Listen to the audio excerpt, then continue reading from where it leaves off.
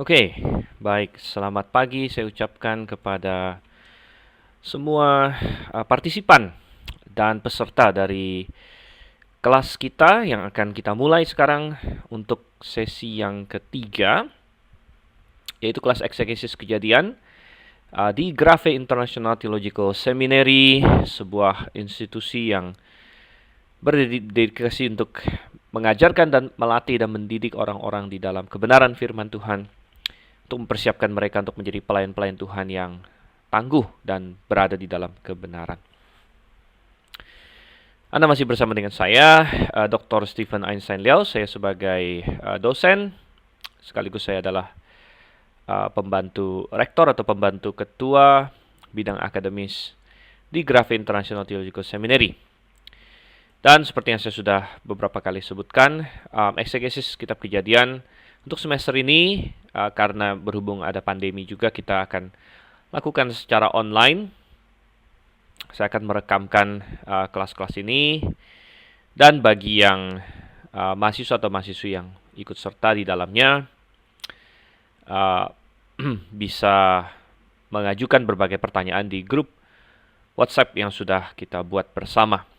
Dan untuk mengingatkan bahwa kelas kita adalah dari Kejadian pasal 12 sampai pasal 50, karena Kejadian 1 sampai 11 sudah dibahas di semester sebelumnya. Oke. Dan kita sudah sampai di Kejadian pasal 16. Kita akan segera masuk karena materi cukup banyak yang akan kita bahas. Saya menargetkan bahwa untuk 1,5 jam ke depan ini kita bisa membahas kira-kira 3 pasal. Kita akan lihat apakah berhasil mencapai target itu atau tidak. Sebelumnya mari kita berdoa terlebih dahulu. Bapa di surga, Kami mengucap syukur untuk kasih Tuhan para kami, Kau yang kiranya mimpin supaya kami dapat belajar firman-Mu dengan sebaik-baiknya, dengan efektif, dengan mendapatkan kebenaran-Mu, dan bukan hanya mendapatkannya secara akademis, namun dapat menerapkannya dalam kehidupan kami. Kau yang kiranya tolong Tuhan, kami berdoa dalam nama Yesus Kristus. Amin. Oke, sebentar saya lihat rekaman kita. Baik. Dan kita lihat sekarang di dalam Kejadian pasal 16. Jadi sekedar mengingatkan, di Kejadian pasal 15 yang sebelumnya, pasal sebelumnya itu adalah pasal di mana Tuhan menegakkan. Jadi saya tulis dulu ya di sini di notepad kita. Kejadian pasal 15 adalah Tuhan mengikat perjanjian dengan Abraham secara resmi. Waktu itu namanya Abram ya, belum Abraham. Secara resmi dengan suatu ritual ya, ritual penanda tanganan ya. Waktu itu belum pakai notaris, belum pakai meterai, tapi cara waktu itu suatu perjanjian disahkan adalah dengan cara memotong binatang. Ini tentu ada banyak cara, tapi ini cara yang paling kuat. Ini disebut sebagai perjanjian darah karena melibatkan korban. Ada korban, yaitu binatang yang disembelih. Di situ ada binatang yang dipotong, dibelah dua, ditaruh di situ. Kemudian setelah itu pihak-pihak yang membuat perjanjian akan berjalan melewati potongan-potongan binatang tersebut. Itu sudah dilakukan di dalam Kejadian pasal 15, dan ada hal-hal yang sangat menarik di situ adalah bahwa hanya Tuhan sendiri yang lewat. Nah, ini mengindikasikan bahwa ini adalah suatu perjanjian sepihak. Nah, kita bilang ya ini adalah perjanjian unilateral atau sepihak ya, antara Tuhan dengan Abraham gitu. Dan ada orang yang mengatakan bahwa ini bersifat unconditional. Jadi tidak berkondisi, walaupun kita perlu memahami tidak berkondisi ini secara umum ya. Atau secara umum dia tidak berkondisi, tetapi nanti penggenapannya kepada tiap-tiap individu tentu ada kondisinya. Itu nanti kita akan lihat di dalam pasal 17 terutama. Tetapi penggenapan secara unconditional, secara umum, berarti bahwa perjanjian ini Tuhan sudah ketahui tidak akan sepenuhnya hilang, tidak akan pernah gugur, tidak akan pernah dibatalkan oleh Tuhan, dan belakangan Tuhan akan perkuat dan perkuat lagi. Tapi ini adalah perjanjian yang pasti terjadi. Mengapa? Karena di dalam perjanjian Abraham sendiri kita masih ingat ya. Perjanjian Abraham mengandung 3 aspek, yaitu keturunan, 2 tanah, dan 3 adalah berkat keselamatan. Jadi keselamatan dunia tergantung kepada perjanjian ini. Oleh karena itu perjanjian ini tidak akan pernah gagal, tidak akan pernah dibatalkan, karena ini menyangkut masalah keselamatan seluruh umat manusia bahkan. Oke. Dan ingat bahwa di pasal 15 ya Tuhan sudah berjanji masalah keturunan, bahwa keturunan Abraham akan menjadi seperti bintang di langit. Kalau engkau bisa menghitungnya, Tuhan bilang, maka seperti itulah banyaknya keturunanmu. Nah, berdasarkan latar belakang itu, kita masuk ke Kejadian pasal 16. Kita baca di sini ada beberapa ayat. Ya, saya bacakan. Ada mestinya di screen Anda ada Alkitab di sebelah kiri di sini ya. Saya akan bacakan. Adapun Sarai, istri Abraham itu tidak beranak. Ia mempunyai seorang hamba perempuan orang Mesir, Hagar namanya. Berkatalah Sarai kepada Abraham, engkau tahu Tuhan tidak memberi aku melahirkan anak. Karena itu, baiklah hampiri hambaku itu. Mungkin oleh dialah aku dapat memperoleh seorang anak. Dan Abraham mendengarkan perkataan Sarai. Ya. Jadi Sarai istri Abraham itu mengambil Hagar, hambanya orang Mesir itu, yakni ketika Abraham telah 10 tahun tinggal di tanah Kanaan, lalu memberikannya kepada Abram suaminya untuk menjadi istrinya. Jadi sangat menarik bahwa di pasal 15 Tuhan baru saja mengukuhkan kepada Abram bahwa dia akan punya anak yang seperti bintang di langit banyaknya. Tetapi di pasal 16 kita melihat di sini suatu peristiwa di mana Sarai akhirnya seolah-olah berkata, wah, Tuhan tidak kasih saya anak. Tuhan tidak kasih saya anak, oleh karena itu dia menyuruh Abram untuk menikah atau menghampiri hambanya perempuan, yaitu seorang perempuan Mesir, yaitu Hagar namanya. Nah, dari mana mereka bisa punya perempuan Mesir ini sebagai hamba Hagar? Kita masih ingat di pasal 12 Abram pernah turun ke Mesir waktu terjadi suatu kelaparan di tanah Kanaan, dan kita sudah singgung sedikit di situ bahwa ketika sampai di sana Abram sempat bohong tentang istrinya. Dia bilang itu adiknya, sehingga Sarai hampir diambil oleh Firaun, namun Tuhan mencegah itu. Namun Firaun sudah sempat kasih Abram banyak sekali barang, kasih dia segala macam ternak, segala macam budak-budak laki-laki dan perempuan. Mungkin salah satunya termasuk Hagar ini. Dan mungkin ada sebagian orang yang berkata, loh, Abram sudah bohong segala macam kok malah dapat harta yang banyak, begitu kan? Tapi kita sudah observasi bahwa mendapat harta yang banyak bukan selalu berarti adalah suatu hal yang positif atau suatu berkat. Melainkan akhirnya harta yang banyak itu di pasal 13 menimbulkan perselisihan yang tajam antara Abram dengan Lot misalnya. Itu saja sudah satu masalah. Lalu kita lihat ada masalah lain yang muncul di sini karena harta yang didapat di Mesir, dalam pengertiannya di sini adalah adanya si Hagar ini. Hagar ini seorang budak yang mereka dapatkan dari Mesir, dan akhirnya menjadi gundiknya Abram di sini ya. Nah, menarik sekali bahwa hal ini terjadi di ayat 3 tadi dikatakan ketika Abram sudah 10 tahun tinggal di tanah Kanaan. Jadi ingat bahwa Abram pergi dari Haran ke Kanaan itu waktu dia berumur 75 tahun. Jadi sekarang sudah 10 tahun, sudah 85 tahun Abram umurnya. Sudah 10 tahun di tanah Kanaan. Jadi Tuhan sudah memberikan janji itu kepada Abram minimal 10 tahun. Dan 10 tahun secara manusiawi adalah waktu yang cukup lama untuk menunggu janji Tuhan. Sudah kasih Tuhan. Ya, mungkin kita kadang-kadang menegur Abram atau berkata, Abram, kenapa kamu tidak tunggu lagi? Tapi bagaimana dengan diri kita sendiri? Ya, bagaimana kalau kita harus menunggu 10 tahun atau bahkan lebih? Ya, ujung-ujungnya Abram menunggu 25 tahun sejak dia masuk ke tanah Kanaan sampai dengan penggenapan janji Tuhan bahkan. Ya, tapi sini Abram telah menunggu 10 tahun. Dan ada suatu tradisi yang berkata bahwa tadinya Abram dengan Sarai berpikir bahwa Tuhan tidak memberi mereka anak karena mereka belum taat sama Tuhan waktu mereka belum sampai ke Kanaan. Ingat bahwa Tuhan pertama suruh mereka keluar dari Mesopotamia, dan mereka keluar dari Mesopotamia tapi mereka tidak langsung ke Kanaan, tapi mereka bawa ayah mereka Terah, lalu mereka pindah ke suatu kota yang namanya Haran. Anda masih ingat itu? Dan di kota Haran itu mereka sempat tinggal sampai bapaknya mati, sampai Terah mati, barulah kemudian mereka pindah ke Kanaan gitu. Dan Untuk satu masa, menurut tradisi Yahudi, Abram dan Sarai berpikir bahwa Tuhan tidak kasih mereka anak karena mereka masih kurang taat sama Tuhan, karena mereka tidak berpindah ya, ke Kanaan. Tetapi kita lihat di sini mereka sudah 10 tahun di dalam Kanaan, tapi mereka masih belum punya anak juga. Dan mungkin dalam pemikiran Sarai bahwa mungkin dia masalahnya begitu. Sehingga di sini kita melihat Sarai mencoba membantu Tuhan dengan cara-cara duniawi, dengan cara kedagingan gitu. Dan ini permasalahannya ketika kita mencoba untuk membantu Tuhan dengan cara duniawi, kita bukannya mempercepat hal tersebut, kita malah bisa jadi memperlambatnya, gitu. Bisa jadi memperlambat atau kita malah mengacaukan, kita malah merusak rencana yang sebenarnya Tuhan inginkan bagi kita karena kita bertindak di dalam kedagingan. Dan usaha Sarai di sini untuk membuat Abram menghamili menghamili hambanya yaitu Hagar adalah usaha kedagingan.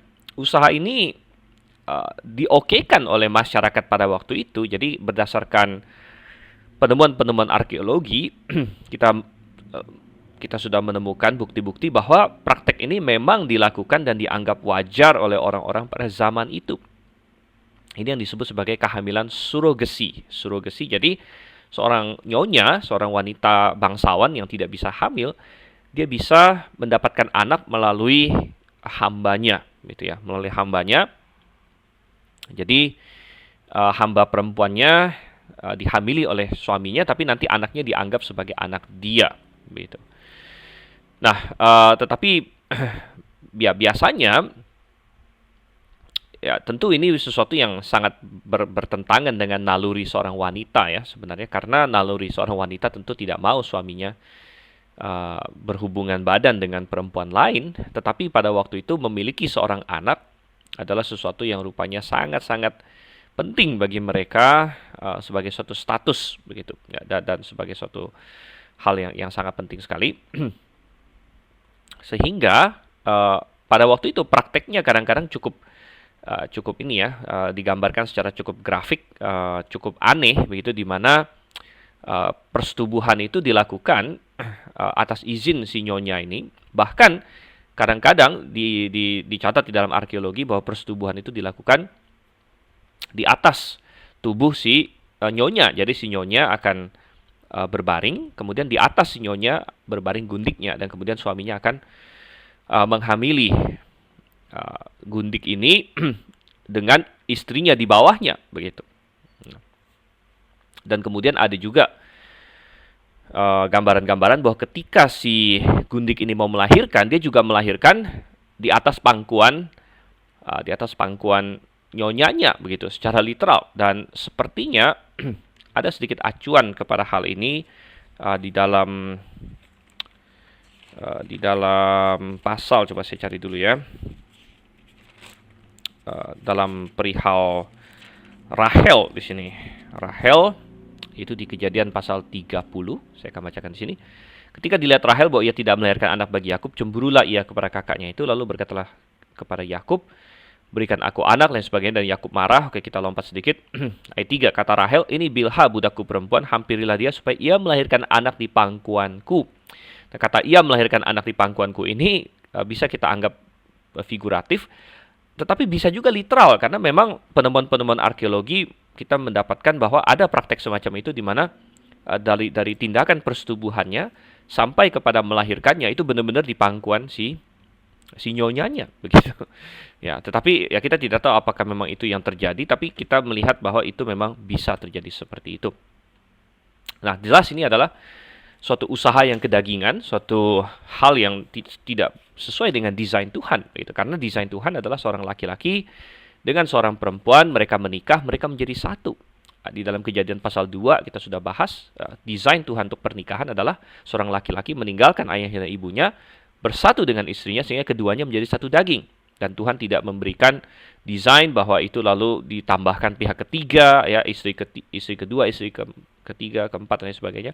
Tidak ada seperti itu. Tidak ada Tuhan, dalam desain Tuhan ada gundik-gundikan, atau suami lebih dari satu yang disebut poliandri, istri lebih dari satu yang disebut sebagai poligami. Itu tidak ada di dalam desain Tuhan.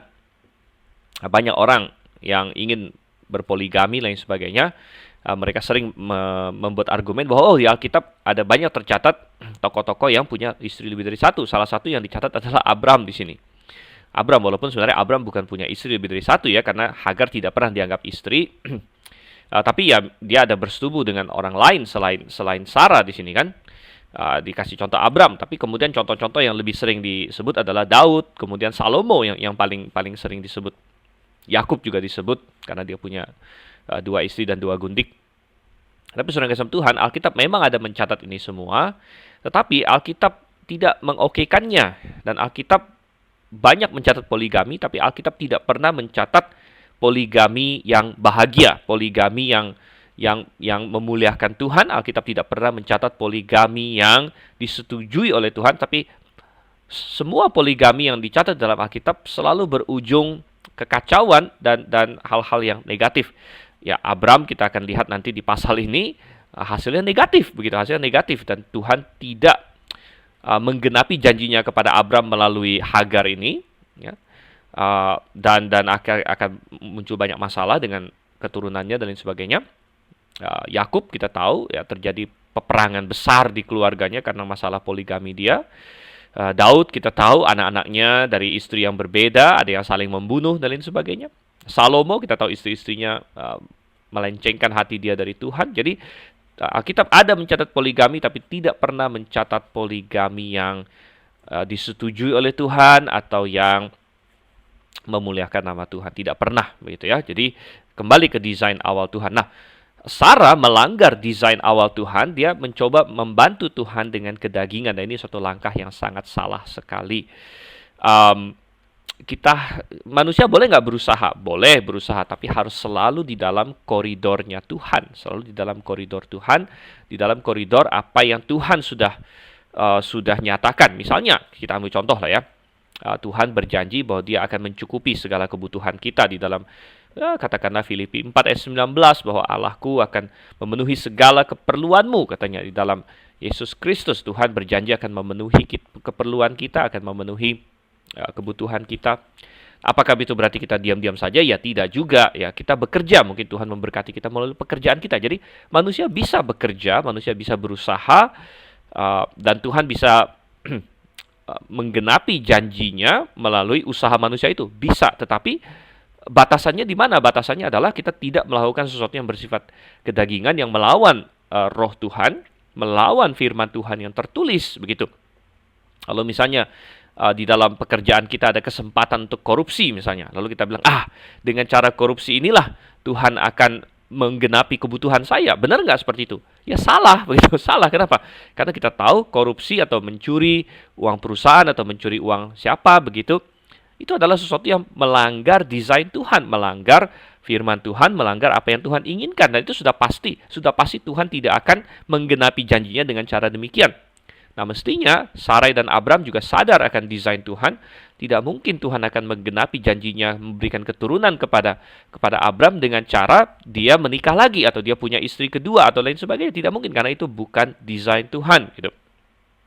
Jadi ini hal yang sangat penting sekali. Dan ada banyak contoh-contoh lain di dalam Alkitab. Misalnya saya teringat akan katakanlah Musa, ya. Musa dan dari awal sebenarnya Musa adalah orang yang sudah Tuhan pilih untuk membebaskan umatnya Israel.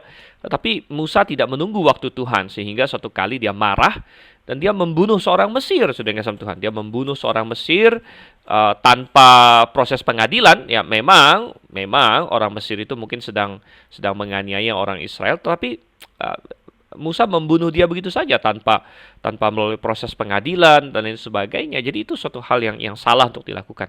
Dan apa yang terjadi? Ya, akhirnya Musa malah harus lari ketika Firaun mendengar hal itu. Dan dia 40 tahun di padang gurun Midian menggembalakan domba, baru sampai akhirnya Tuhan bilang, "Oke, sekarang waktunya." Begitu. Jadi Musa merupakan salah satu contoh orang yang mencoba menolong Tuhan atau mencoba mempercepat janji Tuhan dengan cara-cara yang duniawi, begitu ya. Kita masih ingat Yakub, ya. Yakub juga mencoba hal yang sama. Kita melihat bahwa sebenarnya waktu mereka masih dalam kandungan pun Tuhan sudah berfirman kepada ibu dari Yakub dan Esau yaitu Ribka bahwa yang muda akan berkuasa atas yang tua. Namun Yakub merasa mungkin dia tidak begitu yakin akan janji itu sehingga dia harus mencurinya, dia harus menipu bapaknya dan lain sebagainya. Nah, tapi efeknya apa? Efeknya dia harus lari dari rumah, dan dia menghabiskan 20-an tahun di Padan Aram, di rumah pamannya dan lain sebagainya. Jadi ini adalah cara-cara duniawi untuk menolong Tuhan. Demikian juga yang dilakukan oleh Abram dan Sarai di sini dengan menghampiri Hagar di sini ya. Oke, dan kita lihat di sini sebentar. Masuk ke ayat yang keempat. Oke, sambil saya persiapkan.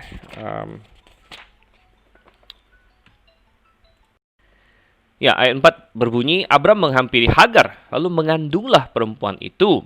Ya, jadi Abram menghampiri Hagar, lalu mengandunglah perempuan itu. Dan di satu sisi di sini kita bisa memahami dari perspektif Sarai, mungkin dia bingung juga ya, mungkin dia setengah berharap bahwa ini akan berhasil, tapi setengah hatinya berharap juga bahwa ini tidak akan berhasil begitu. Karena kenapa? Ini kan ide dia, begitu ide dia. Jadi setengah-setengah berharap bahwa oke, saya bisa dapat anak melalui Hagar ini sesuai dengan kebiasaan orang-orang zaman itu. Tapi setengah juga berpikir, wah kalau misalnya Hagar bisa mengandung, maka terkonfirmasilah bahwa masalahnya bukan pada Abram, ya bahwa mereka tidak bisa melahirkan segala macam, itu masalah bukan pada suaminya, tapi masalahnya pada dirinya sendiri begitu. Jadi kita bisa membayangkan dilema dan mungkin beban mental yang dipegang oleh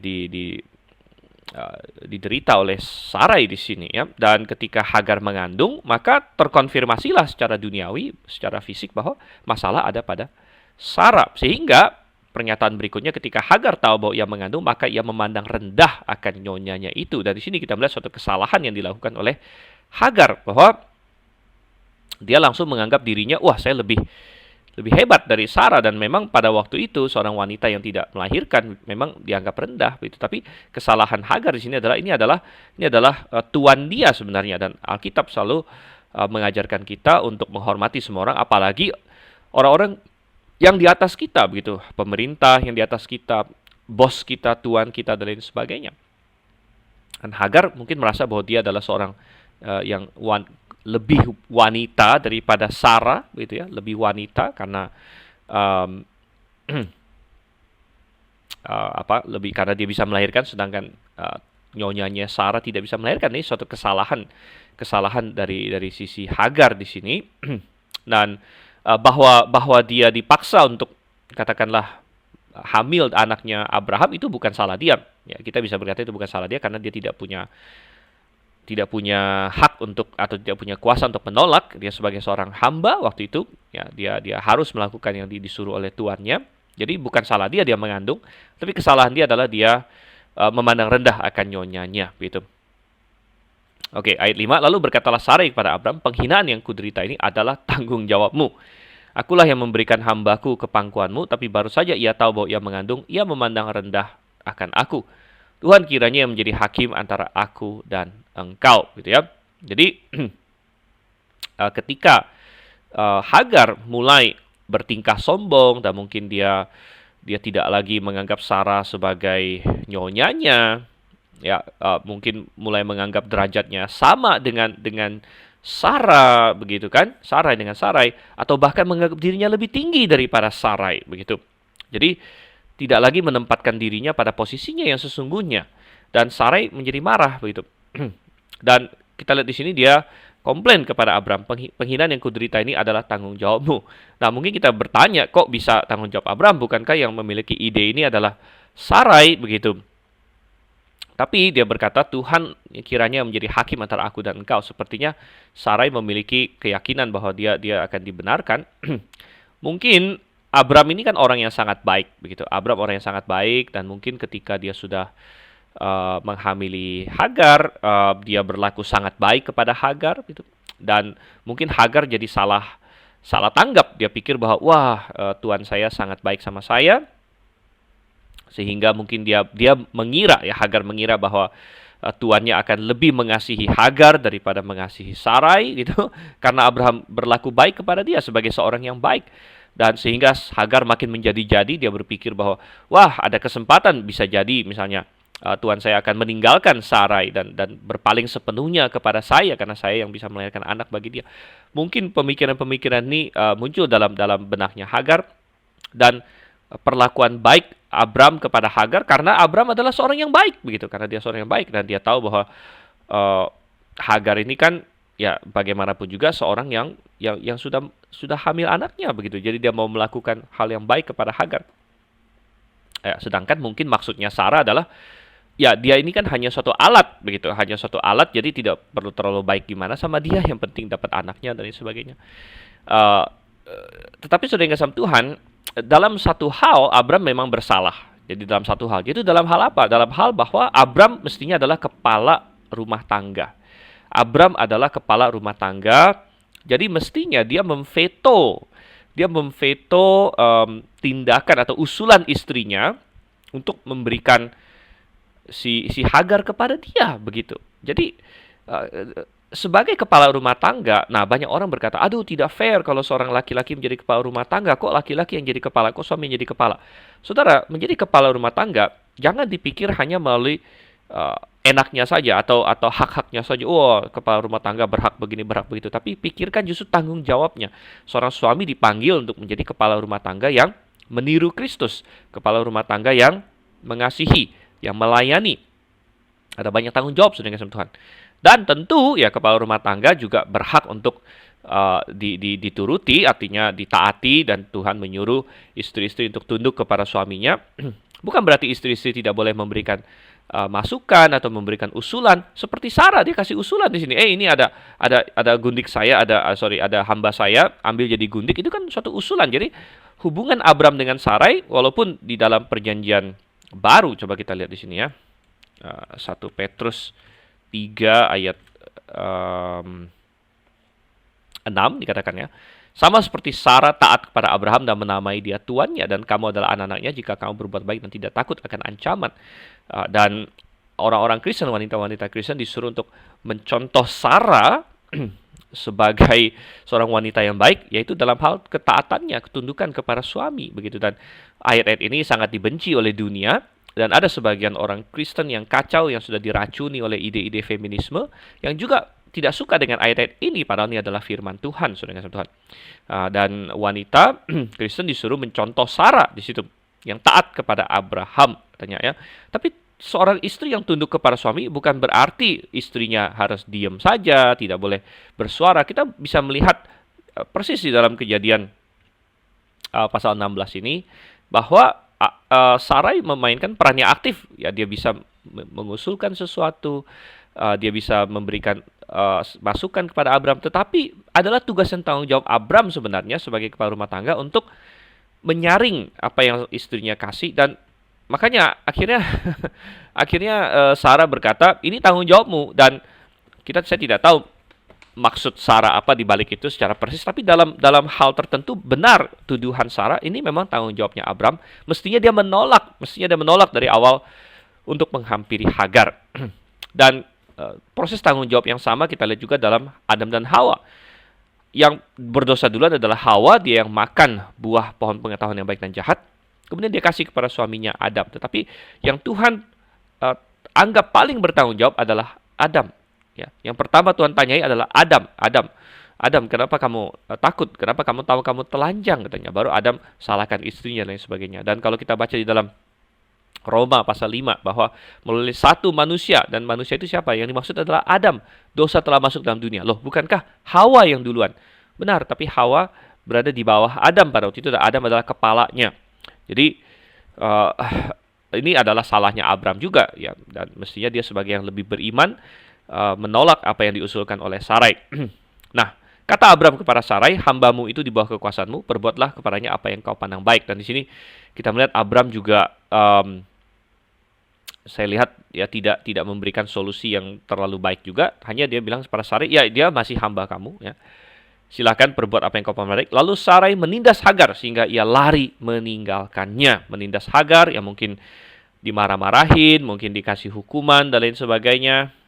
Yang sebagai seorang nyonya mungkin dia berhak karena Hagar tidak bersikap seperti yang seharusnya. Mestinya seorang hamba ya menghormati nyonyanya, menghormati tuannya, tapi Hagar mungkin tidak lagi menghormati dia, tidak lagi menuruti dia, sehingga Sarai menindasnya, katanya di sini, ya. Saya tidak berkata bahwa Sarai bertindak benar juga di sini, tetapi ya ada kesalahan di semua pihak, ya. Abram ada salah, Sarai ada salah, Hagar ada salah di sini. Oke, 7. Lalu malaikat Tuhan menjumpainya dekat suatu mata air di padang gurun, yakni dekat mata air di jalan ke Syur. Nah, malaikat Tuhan di sini nanti belakangan, nah, istilah malaikat Tuhan atau the angel of the Lord, ya. Jadi Malak Jehovah di sini, saya bisa melihat dalam bahasa Ibrani-nya Malak Jehovah, ya.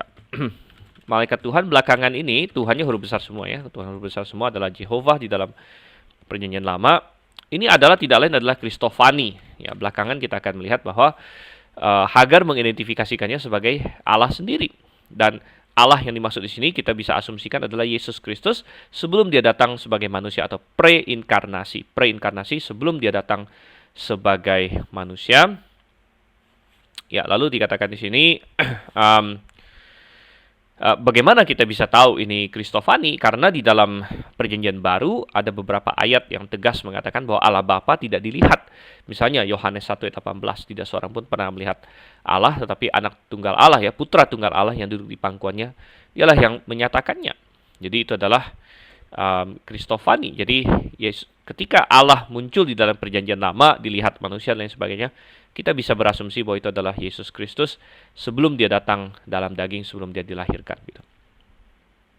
Dan malaikat Tuhan di sini menjumpai dia, dan sepertinya Hagar sepertinya mengenal Tuhan yang benar. Oleh karena itu Tuhan mengintervensi di dalam segala kesusahan yang dia alami, begitu. Katanya, Hagar, hamba Sarai, dari manakah datangmu dan kemanakah pergimu? Jawabnya, aku lari meninggalkan Sarai nyonyaku. Lalu kata malaikat Tuhan itu kepadanya, kembalilah kepada nyonyamu, biarkanlah engkau ditindas di bawah kekuasaannya. Wow, suatu nasihat yang luar biasa. Malaikat Tuhan menyuruh Hagar untuk kembali ke nyonyanya, membiarkan dirinya ditindas di bawah kekuasaannya.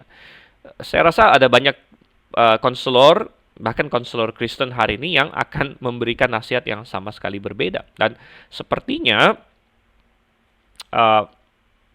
sikap manusia hari ini adalah kita tidak boleh menerima sedikit pun ketidakadilan. Gitu. Wah, ada sedikit saja ketidakadilan, kita harus memberontak, kita harus marah-marah, kita harus demonstrasi, bahkan kita harus bikin riot atau apa, bikin keonaran dan lain sebagainya. Tapi tidak demikian, ya, tidak demikian dengan firman Tuhan. Saya tidak mengokekan penindasan. Penindasan adalah salah, dan pihak yang menindas ya perlu mawas diri, perlu ditegur dan perlu sadar. Tetapi bukan solusi dari semuanya adalah untuk selalu memberontak. Tidak demikian adanya, ya. Dan ada banyak situasi di mana kita berdoa untuk orang yang bersangkutan dan kita mengubah mereka secara internal, kita mengubah mereka dengan Injil dan lain sebagainya. Kembali ke yang tadi kita buka, misalnya di dalam 1 Petrus, ya, 1 Petrus 3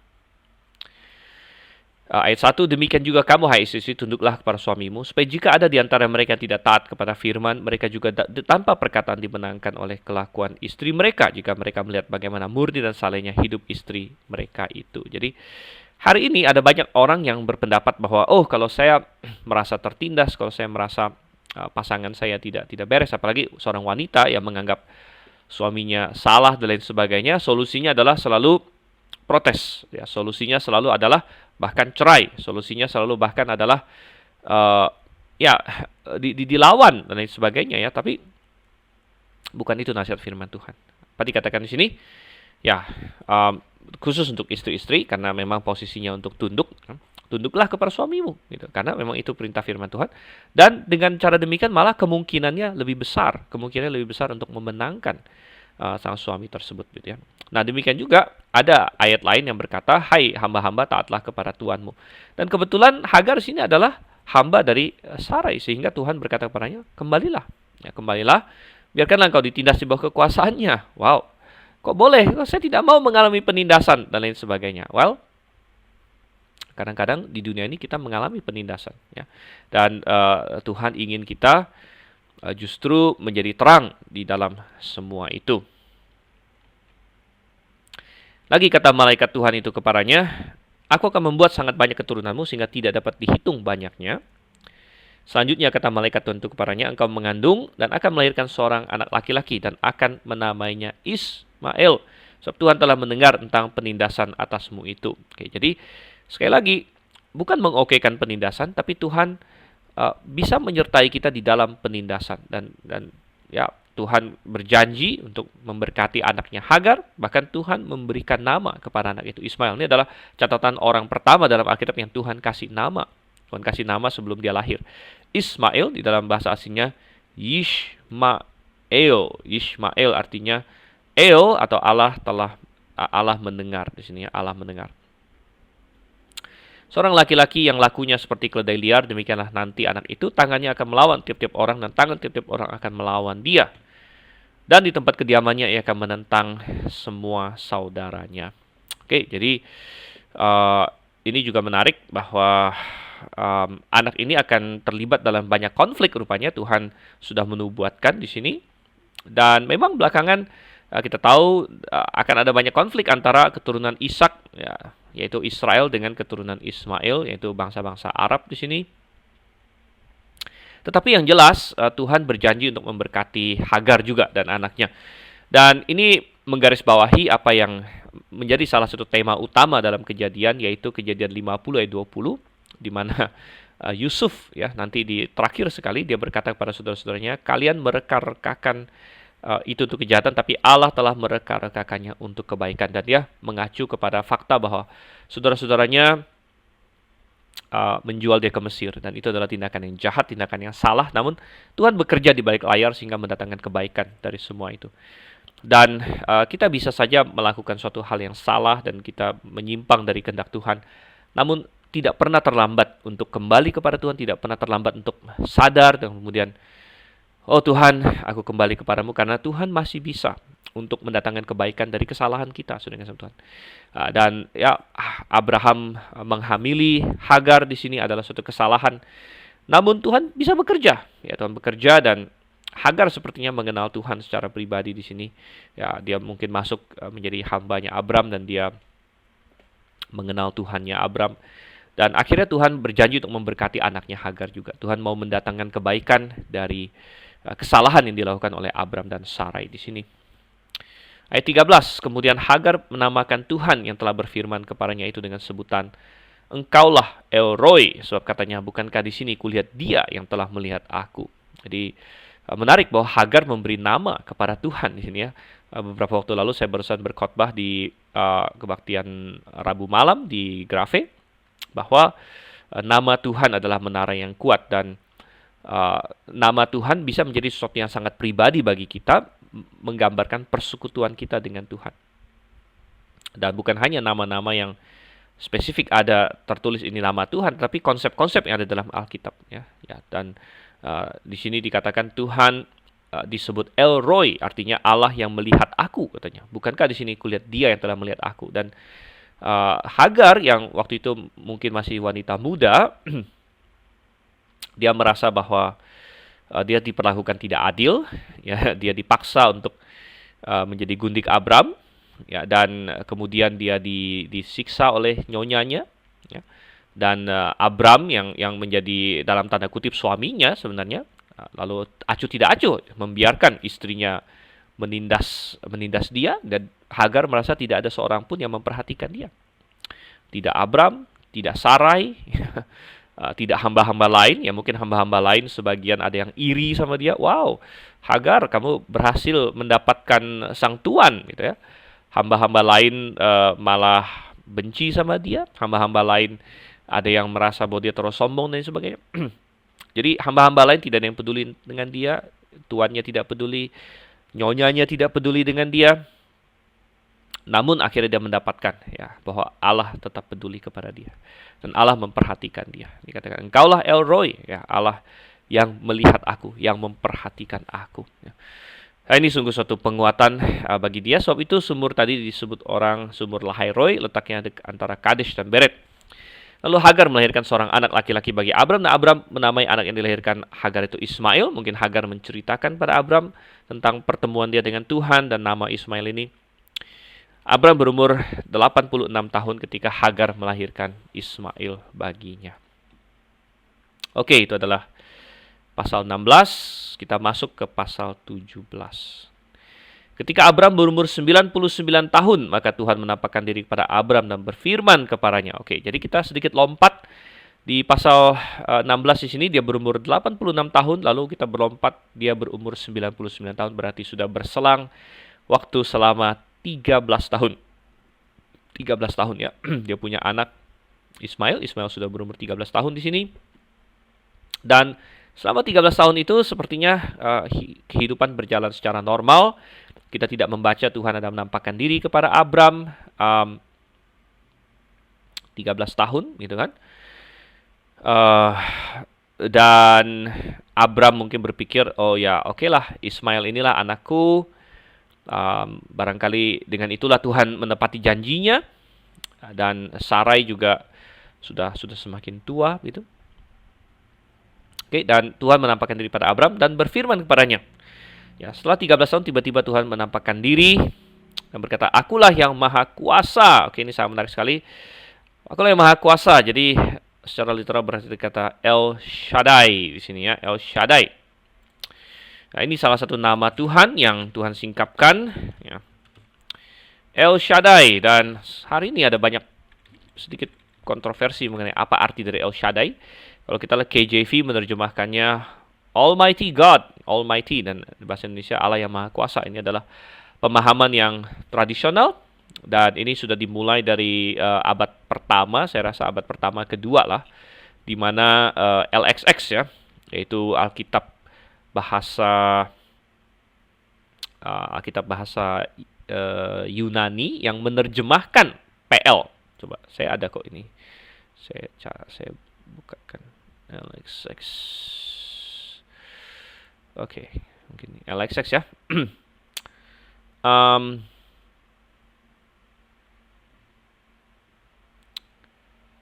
Oke. Ya, ini LXX yang sweet, dia hanya bilang begini. Oke.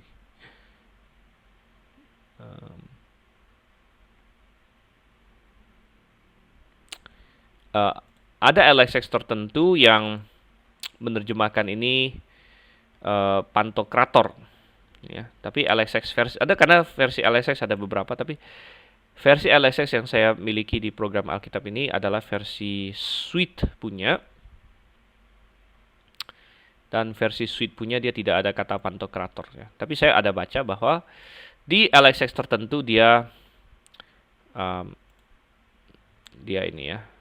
Dia menulis ini Pantokrator. Pantokrator artinya yang maha kuasa. Jadi dipahami sebagai Allah yang maha kuasa di sini. Nah, tetapi ada sedikit kontroversi tadi saya katakan, karena belakangan ada orang yang berteori bahwa shad di sini maksudnya adalah dada. Ya, jadi dan ini lalu dimasukkanlah dengan teori-teori feminis bahwa Allah itu bukan hanya bapak tapi juga ibu. Wah, ini aneh-aneh ya. Jadi berbuah dada, Allah yang berbuah dada katanya. Wah, ini kacau juga. Dan ini sangat salah. Allah yang berbuah dada katanya. Jadi maksudnya Allah yang memberi makan, atau Allah yang to nourish ya, seorang ibu menyusui anaknya, begitu gambarannya ya, atau Allah yang membesarkan ya, walaupun benar bahwa Allah menyediakan kebutuhan kita dan dia menjaga dan membesarkan kita, tapi jelas Alkitab tidak menyatakan konsep Allah yang ibu begitu. Dan El Shaddai adalah di sini kita melihat Allah Maha Kuasa, gitu ya. Dan sangat penting Tuhan menyatakan dirinya sebagai El Shaddai di sini, ya, karena Tuhan akan menegaskan janjinya kembali kepada Abram yang secara manusiawi sebenarnya tidak mungkin terjadi lagi. Tuhan berkata kepada Abram, "Akulah Allah yang Maha Kuasa, hiduplah di hadapanku dengan tidak bercela." Tidak bercela ini adalah tamim di sini ya. Tamim memang sering dipakai untuk katakanlah persembahan domba. Domba itu tidak boleh bercela, itu disebut tamim. Tam dari kata tam ya. Tam itu berarti lengkap, utuh ya, tidak bercela, dan Tuhan menginginkan Abraham sepenuhnya. Tuhan menginginkan tiap-tiap kita sepenuhnya. Dan siapapun Anda, kalau Anda sudah mengenal Tuhan, Tuhan tidak ingin Tuhan kita berkata kita adalah Allah yang cemburu. Tuhan menginginkan seluruh kita, seluruh hati kita, ya, bukan sebagian. Ayat 2, "Aku akan mengadakan perjanjian antara aku dan engkau. Aku akan membuat engkau sangat banyak." Dikatakan di sini ya. Jadi Tuhan mengulangi lagi janji akan keturunannya, yang adalah salah satu aspek dari perjanjian Abraham seperti yang sudah kita tulis di sini. Lalu sujudlah Abram, dan Allah berfirman kepadanya, "Dari pihakku inilah perjanjianku dengan engkau. Engkau akan menjadi bapa sejumlah besar bangsa. Karena itu namamu bukan lagi Abram, melainkan Abraham. Karena engkau telah kutetapkan menjadi bapa sejumlah besar bangsa." Wow, Tuhan mengubah nama Abram. Jadi ini adalah kali pertama di dalam Alkitab Tuhan mengubah nama seseorang. Dan ini terjadi beberapa kali di dalam Alkitab. Nanti istrinya Abram, Sarai, akan diubah namanya juga. Salah satu yang paling terkenal adalah Yakub diubah menjadi Israel. Di perjanjian baru, Simon diubah menjadi Petrus oleh Tuhan Yesus. Dan ada beberapa insiden lain dalam Alkitab ya. Jadi Abram diubah menjadi Abraham. Dan kenapa? Karena ada arti yang berubah. Nah, Abram, ada beberapa ini sih ya, pendapat. Abram sepertinya artinya adalah bapak yang tinggi atau yang agung ya, yang agung atau tinggi. Av itu bapak. Kemudian Ram ya, jadi Ram itu bisa jadi adalah semacam agung atau tinggi. Namun ada juga yang mengatakan Abram artinya bapak dari suatu bangsa gitu ya. Tapi yang jelas Abraham adalah bapak dari banyak bangsa, dari bangsa-bangsa gitu ya. Bapak dari banyak bangsa. Nah, bagi Abraham yang tidak punya anak, ya walaupun sampai di sini dia sudah punya anak sih, yaitu Ismail, tentunya memiliki nama Abram menjadi suatu beban juga ya, beban. Ya, kadang-kadang nama itu jadi beban. Tapi ya tidak harus juga ya. Nama saya sendiri Stephen Einstein, ya Einstein Leo. Jadi waktu saya masih di sekolah SMA, saya sering disebut Einstein, dan itu bisa menjadi beban ya. Tapi puji syukur ya Tuhan menyertai saya, dan ya dalam segi akademis saya tidak buruk-buruk juga begitu. Sehingga nggak masalah, saya malah senang dengan fisika, matematika dan lain sebagainya ya. Saya masih ingat saya punya teman SMA namanya Edison misalnya. Wah, Edison jadi dianggap penemu gitu kan. Jadi dan macam-macam itu. Jadi kadang-kadang nama bisa menjadi beban, saudara. Namun Abram di sini ya, Abram bapak, namanya saya sudah bapak, tapi tidak pernah jadi bapak gitu. Itu menjadi suatu beban. Namun sekarang Tuhan ubah namanya. Nah, mungkin orang berpikir, wah kalau diubah namanya jadi yang lebih cocok lah, jangan disebut bapak. Tapi Tuhan ubah namanya lebih berbeban lagi, yaitu apa? Bapak banyak bangsa. Wow, bapak banyak bangsa dikatakan di sini. Tapi inilah janji Tuhan. Ayat 6, "Aku akan membuat engkau beranak cucu sangat banyak. Ya. Kau akan kubuat menjadi bangsa-bangsa, dan daripadamu akan berasal raja-raja." Katanya di sini ya, ini janji Tuhan. Dan ini dipenuhi ya, karena ada banyak bangsa berasal dari Abram. Kita sering mengingat bangsa Israel dari Abram, tapi sebenarnya ada banyak bangsa. Semua bangsa Arab dari keturunan Ismail adalah anak Abraham. Dan ada banyak lain lagi seperti kaum Midian dan lain sebagainya, itu juga anaknya Abraham sebenarnya. Termasuk Edom, ya Edom juga. Oke, 7, "Aku akan mengadakan perjanjian antara aku dan engkau serta keturunanmu turun-temurun menjadi perjanjian yang kekal, supaya aku menjadi Allahmu dan Allah keturunanmu." Jadi ini menegaskan lagi perjanjian Abraham. Ingat di pasal 15 yang kita bilang tadi, perjanjian ini sudah disahkan, diratifikasi, ditandatangani. Tapi di pasal 17 di sini Tuhan memberikan Kejadian 17 ya, Tuhan memberikan tanda perjanjiannya. Tanda perjanjian yang Tuhan berikan itu. Dan ini mirip dengan di Kejadian pasal 9 waktu Tuhan bikin perjanjian dengan Nuh. Tuhan kasih tanda perjanjian berupa pelangi misalnya sini. Dan di sini Tuhan mau kasih tanda perjanjian antara dia dengan Abraham, antara dia dengan keturunan Abraham, karena perjanjian ini rupanya tidak berhenti sampai dengan Abraham, tapi akan terus berlanjut ya, menjadi perjanjian yang kekal. Nah, ini sangat penting. Nah, ini kembali menegaskan yang kita katakan tadi, ini adalah perjanjian yang unilateral dan unconditional, pasti akan Tuhan genapi karena ini adalah perjanjian yang kekal. Tapi karena ini adalah perjanjian yang unconditional, bukan berarti manusia tidak punya tanggung jawab, gitu ya, tidak punya tanggung jawab. Tapi kita akan lihat di sini, nanti kita akan bahas perjanjian yang kekal. Jadi perjanjian ini tidak akan gagal, dan itulah mengapa kita percaya eskatologi yang premilenial, karena kita percaya janji-janji Tuhan pada Abraham dan keturunannya tidak akan gagal, bahwa mereka akan memiliki tanah perjanjian, pasti akan Tuhan genapi. Bahwa mereka akan menjadi bangsa yang menjadi berkat bagi semua bangsa lain, akan Tuhan genapi. Ya. Tapi sekarang belum tergenapi. Israel sekarang masih di Timur Tengah sana, ya bahkan 100 tahun yang lalu belum ada namanya Israel. Nah, sekarang pun Israel yang ada di sana tergencet dari semua pihak, dan bukan menjadi berkat bagi banyak bangsa, tapi malah dibenci oleh banyak bangsa. Oleh karena itu baru akan digenapi di masa kerajaan 1000 tahun nanti. Oke, di ayat 8 dikatakan, kepadamu dan kepada keturunanmu akan kuberikan negeri ini yang kau diami sebagai orang asing. Jadi janji keturunan dan janji tanah. Jadi ini kembali ke ini ya. Kita melihat di sini keturunan dan tanah. Akan kuberikan negeri yang kau diami sebagai orang asing, yakni seluruh tanah Kanaan, akan kuberikan menjadi milikmu untuk berapa lama? Untuk selama-lamanya. Karena ada sebagian orang berkata perjanjian ini sudah tidak digenapi lagi karena sudah selesai katanya. Sudah digenapi waktu zamannya Daud, zamannya Salomo, ya, sudah memiliki negeri ini. Tapi ingat bahwa Tuhan tidak berkata bahwa mereka akan memilikinya 40 tahun, 80 tahun, atau 100 tahun, tapi akan menjadi milik selama-lamanya. Ya, dan ini baru akan digenapi di masa kerajaan 1000 tahun. Dan aku akan menjadi Allah mereka. Oke, lagi firman Allah kepada Abraham. Nah, dari pihakmu, engkau harus memegang perjanjianku. Jadi ini adalah perjanjian yang kekal, perjanjian yang unconditional secara umum, tetapi bukan unconditional secara pribadi. Ya, bukan unconditional secara pribadi. Tetapi pribadi lepas pribadi harus memegang tanggung jawabnya. Dari pihakmu engkau harus memegang perjanjianku, engkau dan keturunanmu turun-temurun. Inilah perjanjianku yang harus kamu pegang, perjanjian antara aku dan kamu serta keturunanmu, yaitu setiap laki-laki di antara kamu harus disunat. Ya, jadi harus disunat.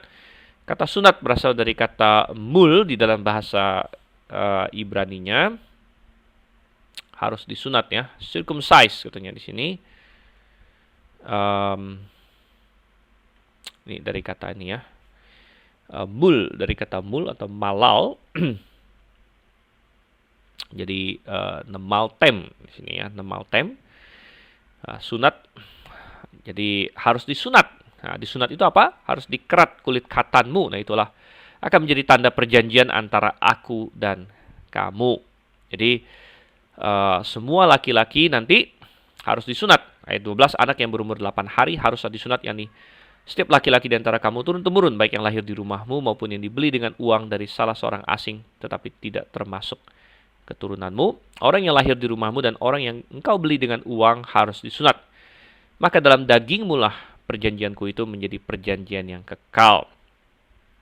Oke, jadi apa makna dari tanda ini? Ya, jadi tandanya adalah sunat. Ya, tanda perjanjian adalah sunat. Jadi dengan adanya tanda ini mengindikasikan bahwa orang tersebut masuk ke dalam perjanjian itu, dia adalah orang yang ikut dalam perjanjian itu. Makanya kita bilang ini adalah tanggung jawab pribadi. Tanggung jawab pribadi. Makanya di ayat yang ke-14 dikatakan, dan orang yang tidak disunat, yakni laki-laki yang tidak dikerat kulit khatannya, maka orang itu harus dilenyapkan dari antara orang-orang sebangsanya. Ia telah mengingkari perjanjianku. Makanya kita bilang tadi, perjanjian Abraham adalah perjanjian yang unconditional secara umum, Ya, makanya disebut sebagai perjanjian yang kekal dan unilateral. Tetapi kondisional secara pribadi. Nah, saya jelaskan maksudnya apa.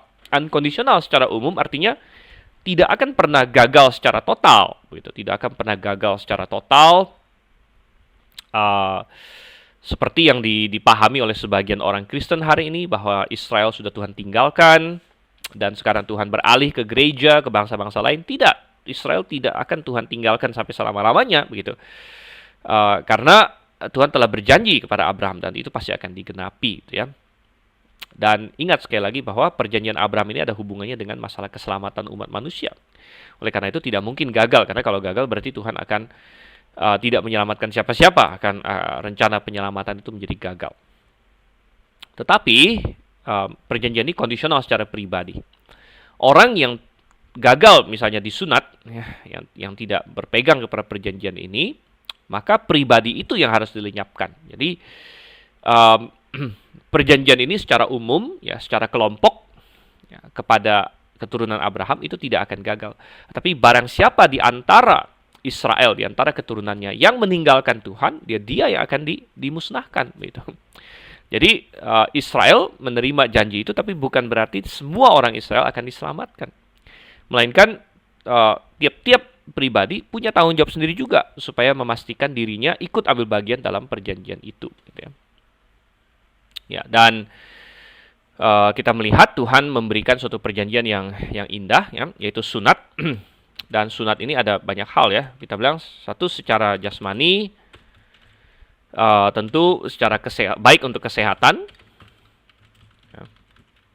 Jadi kulit katan dari kemaluan laki-laki atau penis dibuang sehingga lebih bersih di sana segala macam. Jadi ini sesuatu yang Tuhan tidak akan membuat sesuatu yang merugikan manusia tentunya, ya. Tetapi kita bilang bahwa secara rohani melambangkan dibuangnya daging, jadi tidak mengandalkan daging, menghilangkan kedagingan. Dan sangat kontras di mana tadi di pasal 16 Abram dan Sarai dengan cara kedagingan, dengan cara mengikuti praktek bangsa-bangsa lain, mereka mencoba membantu Tuhan. Mereka menghamili seorang wanita, seorang gundik, gitu. Dan itu mengandalkan daging, ya. Tapi perjanjian Tuhan akan dilakukan nanti berdasarkan kekuasaan Tuhan, bukan berdasarkan daging. Dan nanti di sepanjang perjanjian lama Tuhan akan selalu menegaskan kamu harus disunat hati. Jadi sunat daging ini, ya, ini hanya lambang saja sebenarnya, melambangkan dibuangnya daging. Tapi yang lebih penting adalah secara rohani kita tidak lagi mengikuti kedagingan kita, ya, melainkan kita sungguh-sungguh percaya kepada Tuhan dan sungguh-sungguh diselamatkan dan membuang daging, gitu ya. Jadi melambangkan dibuangnya daging. Kemudian kita bilang ini adalah sesuatu yang personal, ya, sesuatu yang personal. Nah, ini mengindikasikan bahwa hubungan kita dengan Tuhan haruslah sesuatu yang personal, tentu, ya, karena sunat itu kan apa?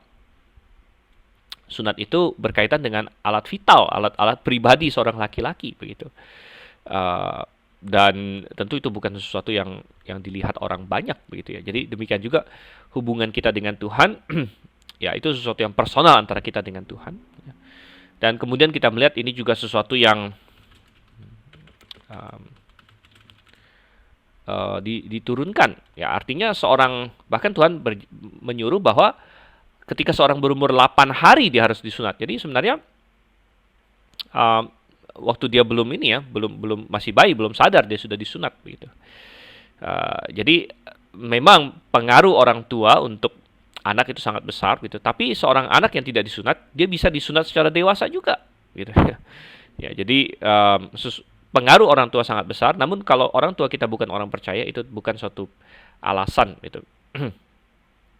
Nah, ada sebagian orang berargumen bahwa karena sunat dilakukan pada anak-anak, pada anak berumur 8 hari, maka bayi perlu dibaptis, karena mereka berkata bahwa baptisan adalah lambang di perjanjian baru yang setara dengan sunat. Nah, kita bilang sebenarnya tidak juga gitu ya, tidak juga, walaupun ada paralelnya, yaitu nanti kita lihat di Kolose pasal 2 Paulus memparalelkan keduanya. Apakah baptisan ada paralel dengan sunat? Ada paralel, tapi bukan dalam pengertian baptisan bayi. Ya, Alkitab tidak pernah mengajarkan bayi dibaptis karena syarat baptisan adalah seseorang itu harus percaya gitu. Tetapi kita melihat misalnya salah satu di mana tidak samanya adalah sunat ini hanya untuk laki-laki, ya, hanya untuk laki-laki. Jadi dikatakan di sini orang yang ini ayat 12, anak yang berumur 8 hari setelah sunat ini setiap laki-laki di antara kamu. Jadi Alkitab tidak pernah mengajarkan sunat perempuan ya, karena perempuan memang tidak punya alat penis gitu. Jadi apa yang mau disunat, tetapi kita tahu bahwa ada juga sunat wanita di dunia ini dan itu salah. Itu adalah suatu praktek yang salah. Karena dalam sunat wanita itu suatu praktek yang keji ya, yang keji di mana jadi organ seksual wanita yang sebenarnya tersembunyi ya di dalam itu jadi dipotong, dan ada yang hanya katanya hanya seremoni saja, tapi ada yang benar-benar dipotong, saudara. Ada yang benar-benar dipotong. Jadi itu namanya klitoris ya, klitoris wanita dipotong, dan itu nomor satu sangat tidak higienis dan berpotensi perdarahan dan lain sebagainya. Tapi juga merusak, sehingga kalau klitoris itu dipotong, maka pada klitoris itu adalah sumber saraf-saraf yang paling padat untuk wanita secara seksual. Dan bagi seorang wanita yang klitorisnya dipotong, maka dia akan sulit ya untuk mendapatkan kepuasan seksual dalam pengertian orgasme dan lain sebagainya. Jadi itu adalah suatu hal yang tidak pernah diajarkan oleh Alkitab, tapi ditambah-tambahin oleh manusia belakangan, dan suatu kesalahan ya. Jadi jelas bahwa baptisan tidak persis sama dengan sunat begitu, karena sunat tidak untuk perempuan, sedangkan baptisan ya laki-laki maupun perempuan. Tapi kita bisa melihat misalnya di Kolose 2 yang sering disebut-sebut di sini ya. Kolose 2 ayat ayat ini ya. Mulai dari 11 dikatakan sini, dalam Dia kamu telah disunat. Nah, ini bicara kepada jemaat Kolose yang sebenarnya adalah orang non-Yahudi ya. Tetapi Paulus bilang di dalam Dia, dalam Yesus kamu telah disunat. Jadi sunat rohani yang Paulus maksud. Jadi bukan dengan sunat yang dilakukan oleh manusia, tetapi dengan sunat Kristus yang terdiri dari penanggalan akan tubuh yang berdosa. Jadi sekali lagi, sunat itu kan ada daging yang dipotong, daging di ujung dari alat vital laki-laki. Tapi itu melambangkan penanggalan kedagingan kita, penanggalan akan tubuh yang berdosa.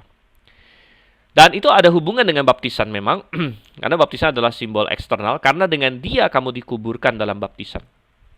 Dan dalam Dia kamu turut dibangkitkan juga oleh kepercayaanmu kepada kerja kuasa Allah yang telah membangkitkan Dia dari antara orang mati. Tetapi kita lihat bahwa di sini justru tidak mendukung baptisan bayi. Karena baptisan dan sunat rohani di sini ditujukan kepada apa? Orang yang sudah percaya kepada Yesus, dikatakan di sini. Maka dikatakan dibangkitkan juga oleh kepercayaanmu kepada kerja kuasa Allah. Ya. Ayat 13, kamu juga meskipun dahulu mati oleh pelanggaranmu dan oleh karena tidak disunat secara lahiriah telah dihidupkan Allah bersama-sama Dia sesudah Ia mengampuni segala pelanggaran kita. Jadi orang yang disunat secara rohani adalah orang yang sudah diampuni segala pelanggarannya, yaitu yang sudah percaya kepada Yesus Kristus. Jadi memang ya sunat di perjanjian lama melambangkan dia ikut di dalam umat Allah, dan baptisan di perjanjian baru melambangkan ikut di dalam umat Allah juga. Tetapi perbedaannya adalah dalam Israel kamu ikut di dalam umat Allah berdasarkan kelahiran fisik. Tetapi di dalam perjanjian baru kamu tidak ikut di dalam umat Allah melalui kelahiran fisik, melainkan kamu ikut dalam keluarga Allah melalui kelahiran rohani. Itu ketika kamu percaya. Ya, ketika kamu percaya, kamu lahir secara rohani, kamu ikut dalam keluarga Allah, ikut dalam umat Allah, maka kamu melakukan tandanya, yaitu baptisan. Jadi justru kaitan dengan sunat rohani, antara sunat rohani dengan baptisan justru mengindikasikan bahwa harus sudah disunat rohani baru dibaptis, yaitu harus sudah percaya kepada Yesus baru dibaptis. Oke, dan kembali ke Kejadian pasal 17 di sini.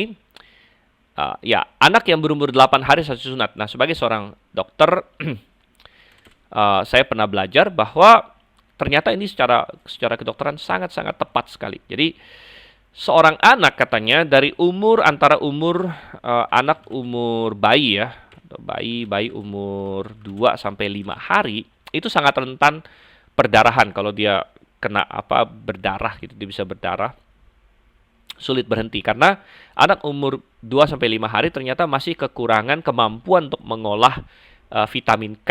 Jadi tubuh kita ini sangat luar biasa dan punya mekanisme kalau kita berdarah, ya darah kita akan membeku, artinya berhenti berdarahnya dan lain sebagainya. Tapi itu memerlukan banyak zat ya, antara lain ada vitamin K, provitamin K, kemudian itu bisa dibentuk oleh tubuh atau dipakai sebagai vitamin K itu akan dipakai sebagai alat ya. Dan ada hal-hal lain seperti protrombin dan lain sebagainya. Dan anak bayi kalau dia disunat umur 2 sampai 5 hari akan menimbulkan banyak perdarahan. Jadi ini Tuhan kasih sebelum zaman kedokteran ya, masih belum tahu semua itu, tapi Tuhan yang Maha tahu yang menciptakan tubuh manusia tentu tahu akan hal itu. Dan mereka menemukan bahwa bayi berumur 8 hari itu ada sedikit pemuncakan, artinya pemuncakan level protrombin katanya ya, protrombin. Jadi protrombin ini adalah suatu unsur yang diperlukan untuk bisa membekukan darah tadi itu ya.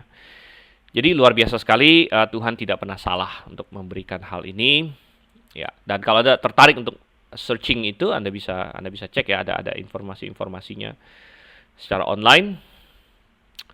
Oke, lanjut ke ayat 15. Selanjutnya Allah berfirman kepada Abraham tentang istrimu Sarai, janganlah engkau menyebut dia lagi Sarai, tetapi Sarah itulah namanya. Aku akan memberkatinya, dan daripadanya juga aku akan memberikan kepadamu seorang anak laki-laki.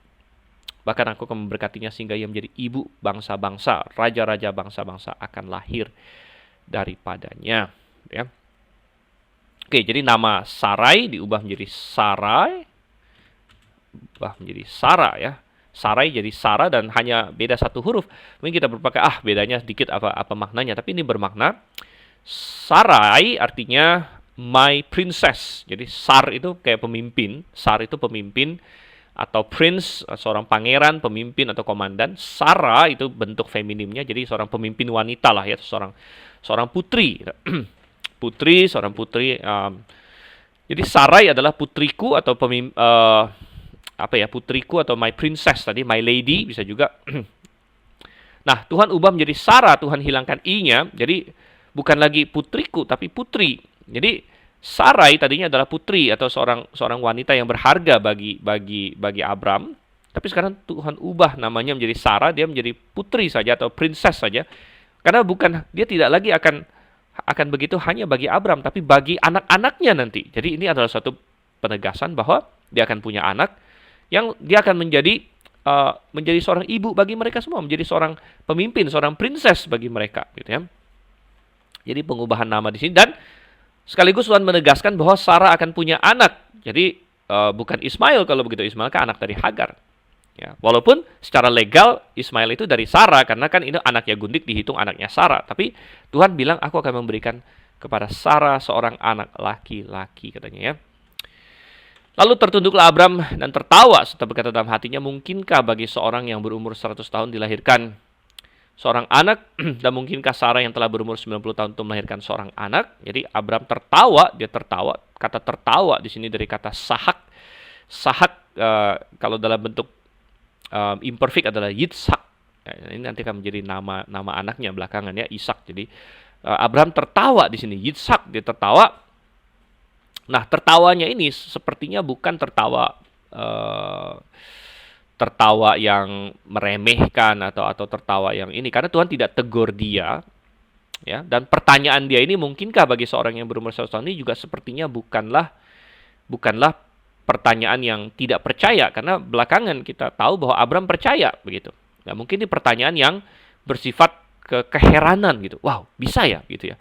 Tapi kemudian dia percaya gitu ya. Jadi kalau dia heran awalnya itu saya rasa wajar ya. Semua orang pun heran. Wah, bisa ya umur 100 tahun melahirkan, dan istriku 90 tahun melahirkan dan sebagainya. Jadi dia agak heran. Tapi Alkitab mengindikasikan dia percaya. Jadi tertawanya dia tidak Tuhan tegur. Ini kontras dengan nanti di pasal 18 dengan Sarah yang Tuhan tegur. Ya. Dan dia di sini bertanya begini juga bukan karena dia tidak percaya. Kalau kita buka di dalam Roma 4 misalnya ayat 19. Imannya tidak menjadi lemah. Ini bicara mengenai Abraham, walaupun dia mengetahui bahwa tubuhnya sudah sangat lemah karena usianya telah kira-kira 100 tahun dan bahwa rahim Sarah telah tertutup. Tetapi terhadap janji Allah ia tidak bimbang karena ketidakpercayaan, malah ia diperkuat dalam imannya dan ia memuliakan Allah. Oke, sangat jelas sekali. Demikian juga di dalam Ibrani 11 ayat 11, karena iman ia juga dan Sarah beroleh kekuatan untuk menurunkan anak cucu walaupun usianya sudah lewat karena ia menganggap dia yang memberikan janji itu setia. Oke, lanjut lagi di sini. Dan Abraham berkata kepada Allah, sekiranya Ismail diperkenankan hidup di hadapanmu. Jadi Abraham mengingat anaknya yang satu lagi, loh saya kan sudah punya Ismail, ya. Jadi dia juga berdoa untuk Ismail, gitu. Tetapi Allah berfirman, tidak, melainkan istrimu Sarah lah yang akan melahirkan anak laki-laki bagimu. Engkau akan menamakan dia Ishak. Sekali lagi, Ishak di sini dari kata Yitzhak yang artinya tertawa, gitu ya. Dan aku akan mengadakan perjanjianku dengan dia menjadi perjanjian yang kekal untuk keturunannya. Tuhan bilang, tidak Abraham, ya, tindakan kamu di dalam kedagingan waktu itu bukan desainku, walaupun aku akan mendatangkan kebaikan melalui itu juga. Dan Ismail akan Tuhan berkati juga. Dia 20 tentang Ismail. Aku telah mendengarkan permintaanmu. Ia akan kuberkati, kubuat beranak cucu dan sangat banyak. Ia akan peranakan 12 raja dan aku akan membuatnya menjadi bangsa yang besar. Dan di perjanjian baru kita melihat bahwa ini menjadi suatu tipologi juga, bahwa Ishak adalah anak berdasarkan janji Tuhan, berdasarkan kuasa Tuhan, bukan karena kedagingan. Ya, dan kita juga menjadi anak-anak Tuhan bukan karena kedagingan, melainkan karena kuasa Tuhan. Tapi perjanjianku akan kuadakan dengan Ishak yang akan dilahirkan Sarah bagimu tahun yang akan datang pada waktu seperti ini juga. Setelah selesai berfirman kepada Abraham, naiklah Allah meninggalkan Abraham. Setelah itu Abraham memanggil Ismail anaknya dan semua orang yang lahir di rumahnya, juga semua orang yang dibelinya dengan uang, yakni setiap laki-laki dari isi rumahnya. Lalu ia mengerat kulit katan mereka pada hari itu juga, seperti yang telah difirmankan Allah kepadanya. Satu hal yang sangat menarik mengenai Abraham adalah, setiap kali Tuhan memerintahkan dia melakukan sesuatu, dia melakukannya dengan sangat segera. Ya, dia tidak tunggu-tunggu. Ya, jadi Tuhan suruh sunat, langsung disunat dengan Tuhan. Ya, jadi langsung disunat pada hari itu juga. Dan tidak tedeng aling-aling semua, ya, termasuk dirinya sendiri. Pada umurnya sudah 99 tahun. Abraham berumur 99 tahun ketika dikerat kulit katanya. Dan Ismail anaknya berumur 13 tahun ketika dikerat kulit katanya. Dan pada hari itu juga Abraham dan Ismail anaknya disunat. Dan oleh karena itu ada sedikit perbedaan antara orang Yahudi dengan orang Islam. Orang Yahudi anaknya disunat umur 8 tahun. Orang Islam kebanyakan hari ini disunat ya tidak waktu lahir, melainkan umur belasan biasanya, ya. Dan semua orang dari isi rumah Abraham, baik yang lahir di rumahnya maupun yang dibeli dengan uang dari orang asing, disunat bersama-sama dengan dia. Oke. Baik, suatu pelajaran yang sangat indah. Kita masuk ke pasal 18 sekarang. Kemudian Tuhan menampakkan diri kepada Abraham dekat pohon tarbantin di Mamre, sedang ia duduk di pintu kemahnya waktu hari panas terik. Jadi ini rupanya dalam waktu yang singkat Tuhan segera menampakkan diri kepada Abraham lagi sesudah yang di pasal 17. Dan ya memang ketika kita taat sama Tuhan, seperti tadi kita lihat Abraham taat sama Tuhan, dia menyunat dirinya dan semua laki-laki di rumahnya, maka Tuhan pasti akan memberkati dan meresponi kepada ketaatan kita itu. Jadi Tuhan menampakkan diri lagi kepada Abraham, tapi penampakan diri yang kali ini sedikit berbeda. Kita melihat di sini. Ayat 2, ketika ia mengangkat mukanya, ia melihat 3 orang berdiri di depannya. Jadi rupanya penampakan diri ini dalam rupa seperti manusia, nih yang kita sebut sebagai Kristofani. Nah, kita tidak tahu yang di pasal 17 itu dalam rupa apa, apakah dalam rupa manusia juga, bisa jadi, atau dalam suatu penglihatan atau lain sebagainya, ya. Tapi di sini dalam rupa Kristofani, yaitu kita asumsikan sekali lagi Tuhan Yesus, tapi 3 orang. Nah, 2-nya lagi itu adalah malaikat belakangan kita tahu. Ya, jadi 3 orang sini, satu adalah Tuhan Yesus sebelum lahir sebagai manusia. 2 malaikat, tapi disebut orang. Nah, kata orang di sini berasal dari kata anashim di sini. Anashim adalah kata yang biasa untuk orang, manusia. Nah, ini sebenarnya bukan manusia, ini adalah malaikat dengan Tuhan, tapi disebut orang karena mengambil bentuk manusia gitu. Nah, kita tahu bahwa malaikat ada disebut sebagai roh ya di dalam Ibrani pasal 1, malaikat adalah roh-roh yang melayani, tapi rupanya roh-roh yang melayani ini bisa datang sebagai manusia, maksudnya mengambil rupa manusia. Tuhan izinkan itu terjadi. Dan kalau kita baca seterusnya, sepertinya Abram mungkin menyadari siapa mereka gitu ya. Ya, kita tidak tahu apakah setiap kali Tuhan menampakkan diri kepada Abram itu rupanya sama atau berubah. Ya, kita tidak tahu pasti. Um, di Ibrani memang ada mengacu di sini dan dikatakan tidak sadar, ya tidak sadar. Mungkin awalnya tidak sadar, tapi belakangan sadar. Sesudah dilihatnya mereka, ia berlari dari pintu kemahnya, menyongsong mereka, lalu sujudlah ia sampai ke tanah, serta berkata, Tuanku, jika aku telah mendapat kasih Tuanku, janganlah kiranya lampaui hambamu ini. Biarlah diambil air sedikit, basuhlah kakimu, dan duduklah beristirahat di bawah pohon ini. Biarlah aku ambil sepotong roti, supaya tuan-tuan segar kembali. Kemudian bolehlah tuan-tuan meneruskan perjalanannya, sebab tuan-tuan telah datang ke tempat hambamu ini. Jadi kalau kita lihat, sepertinya reaksinya sangat berlebihan, tapi pada zaman itu, ya, terutama di daerah timur sana, pada zaman itu memang ada penekanan yang sangat besar, sangat luar biasa untuk menservis tamu. Jadi tamu itu dianggap wah sangat luar biasa gitu ya. Dan sepertinya memang ada budaya seperti itu. Walaupun sekali lagi bisa jadi juga Abram mulai menyadari atau kalaupun tidak menyadari mencurigai bahwa bisa saja ada Tuhan di antara tamu-tamunya ini gitu. Dan dia meminta supaya mereka bersinggah kepada dirinya dan dijamu gitu ya. Dan mereka menjawab, perbuatlah seperti yang kau katakan itu, katanya. Lalu Abraham segera pergi ke kemah mendapatkan Sarah serta berkata, segeralah ambil 3 sukat tepung yang terbaik, remaslah itu dan buatlah roti bundar. Oke, jadi Sarah walaupun seorang nyonya besar, tapi dia bisa memasak juga. Mungkin ada yang berkata, oh dia suruh anak buahnya. Ya mungkin juga, tapi yang jelas dia menjadi seorang kepala rumah tangga yang baik, dalam pengertian bukan mengepalai suaminya, tapi pengurus rumah tangga gitu. Dia memang punya banyak hamba perempuan, tapi dia bisa mengurus hamba perempuannya gitu ya dengan baik. Remaslah itu dan buatlah roti bundar, katanya ya. Lalu berlarilah Abraham kepada lembu sapinya, yang mengambil seekor anak lembu yang empuk dan baik dagingnya dan memberikannya kepada seorang bujangnya, lalu orang ini segera mengolahnya. Kemudian diambilnya dadi dan susu serta anak lembu yang telah diolah itu, lalu dihidangkannya di depan orang-orang itu, dan ia berdiri di dekat mereka di bawah pohon itu sedang mereka makan. Jadi mereka makan di sini ya. Dan Abraham memperhatikan dan mereka makan. Ini yang tadi saya katakan di Ibrani 13 ayat 2, jangan kamu lupa memberi tumpangan kepada orang, sebab dengan berbuat demikian beberapa orang dengan tidak diketahuinya telah menjamu malaikat-malaikat. Jadi ada yang berkata bahwa ini mengacu kepada peristiwa Abraham, ya, beberapa orang, tapi yang jelas bukan hanya Abraham, karena dikatakan beberapa orang. Ya, bisa jadi Abraham dimaksud, tapi bisa jadi juga Abraham tahu sebenarnya itu malaikat. Ya. Tapi istilahnya Tuhan berkata bahwa kadang-kadang malaikat memainkan peran-peran tertentu dalam hidup kita, gitu ya. Dan di sini kembali ke Kejadian pasal 18 ya. Dan itu mengindikasikan bahwa walaupun malaikat itu roh, tapi dia bisa menampakkan diri dalam tubuh yang bisa dipegang ya. Jadi bukan tubuh bohongan, bukan tubuh yang kayak fata morgana gitu. Bukan kayak hologram ya. Tubuh yang benar-benar dan tubuh yang berfungsi, punya sistem digestif, bisa makan rupanya.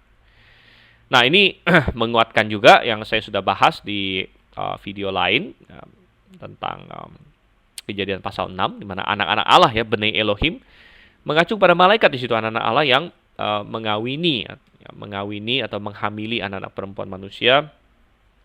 Banyak orang kan tidak terima, oh kok malaikat bisa bersetubuh ya. Ya bisa saja karena malaikat selalu diacu sebagai laki-laki dalam Alkitab. Dan kalau malaikat bisa punya sistem digestif, ya, bisa makan dan lain sebagainya, maka dia bisa punya sistem reproduksi laki-laki begitu. Dia bisa mengambil itu, gitu ya, bisa memanifestasikan itu. Oke. Tadi sampai ayat berapa kita? Ayat 9. Lalu kata mereka kepadanya, di manakah Sarah istrimu? Jawabnya, di sana, di dalam kemah. Ya, dan firman-Nya, sesungguhnya aku akan kembali tahun depan mendapatkan engkau. Pada waktu itulah Sarah istrimu akan mempunyai seorang anak laki-laki. Jadi kembali menegaskan apa yang sudah dijanjikan di pasal sebelumnya. Dan lebih spesifik lagi, dan kali ini didengar oleh Sarah. Ya, bahwa Sarah istrimu akan mempunyai seorang anak laki-laki. Dan Sarah mendengarkan pada pintu kemah yang di belakangnya. Adapun Abraham dan Sarah telah tua dan lanjut umurnya, dan Sarah telah mati haid. Ya, jadi dia sudah menopause, dan secara manusiawi ini tidak mungkin lagi. Ya. Menopause berarti seorang wanita tidak lagi mengeluarkan sel telur. Sedangkan supaya seorang wanita bisa hamil, bisa ada seorang janin di dalam rahimnya, sel sperma harus bertemu dengan sel telur, membentuk zigot. Dia harus tertanam di rahim. Jadi tertawalah Sarah dalam hatinya, katanya, akan berahikah aku setelah aku sudah layu, sedangkan tuanku sudah tua, katanya sini ya.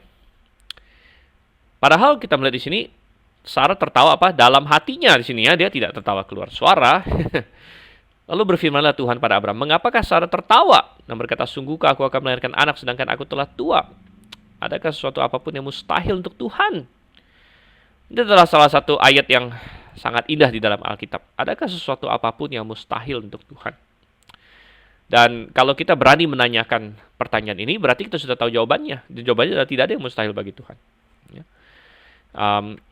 Pernyataan ini kembali disebutkan oleh malaikat Gabriel kepada Maria waktu Tuhan memberikan kabar kepadanya bahwa dia akan melahirkan. Dan itu lebih ajaib lagi karena Maria bahkan tidak punya suami dan tidak ada sel sperma sama sekali yang masuk. Ya. Tetapi di sini, adakah sesuatu apapun yang mustahil untuk Tuhan? Pada waktu yang telah ditetapkan itu, tahun depan, aku akan kembali mendapatkan engkau. Pada waktu itulah Sarah mempunyai seorang anak laki-laki. Lalu Sarah menyangkal, katanya, aku tidak tertawa. Sebab ia takut. Ya, tetapi Tuhan berfirman, tidak, memang engkau tertawa. Jadi, bukanlah ide yang baik untuk menyangkal Tuhan, menyangkal kata-kata Tuhan, walaupun dalam hati. Ya, Sarah mungkin berpikir, saya tertawa kan dalam hati gitu kan, siapa yang bisa tahu? Tapi Tuhan tahu. Tuhan tahu apa yang ada dalam hati kita. Semuanya Tuhan tahu. Ya. Oleh karena itu kita tidak bisa tidak bisa berbohong kepada Tuhan. Ayat 16. Lalu berangkatlah orang-orang itu dari situ dan memandang ke arah Sodom. Dan Abraham berjalan bersama-sama dengan mereka untuk mengantarkan mereka. Berpikirlah Tuhan, apakah aku akan menyembunyikan kepada Abraham apa yang hendak kulakukan ini? Bukankah sesungguhnya Abraham akan menjadi bangsa yang besar serta berkuasa, dan oleh dia segala bangsa di atas bumi akan mendapat berkat.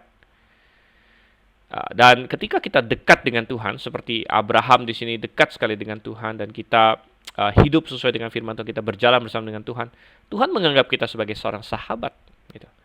Dan di dalam Yakobus dikatakan Abraham adalah sahabat Tuhan, dan Tuhan ingin memberitahu kepada Abraham apa yang hendak dilakukan, bukan sekedar untuk memenuhi rasa ingin tahu Abraham dan lain sebagainya, tapi kita tahu ketika Tuhan singkapkan ini, ini membangkitkan sesuatu pekerjaan rohani dalam hidup Abraham juga, di mana akhirnya dia akan berdoa. Ya, nanti kita akan lihat di sini. Jadi betapa indah hubungan Tuhan dengan Abraham, tapi kita bisa memiliki hubungan yang serupa dengan Tuhan pada hari ini. Ayat 19, sebab aku telah memilih dia supaya diperintahkannya kepada anak-anaknya dan kepada keturunannya supaya tetap hidup menurut jalan yang ditunjukkan Tuhan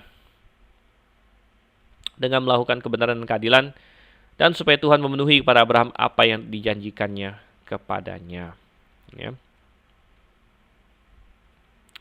Sesudah itu berfirmanlah Tuhan, sesungguhnya banyak keluh kesah orang tentang Sodom dan Gomora, dan sesungguhnya sangat berat dosanya. Baiklah aku turun untuk melihat apakah benar-benar mereka telah berkelakuan seperti keluh kesah orang yang telah sampai kepadaku atau tidak. Aku hendak mengetahuinya. Jadi dari Tuhan mengatakan ini saja.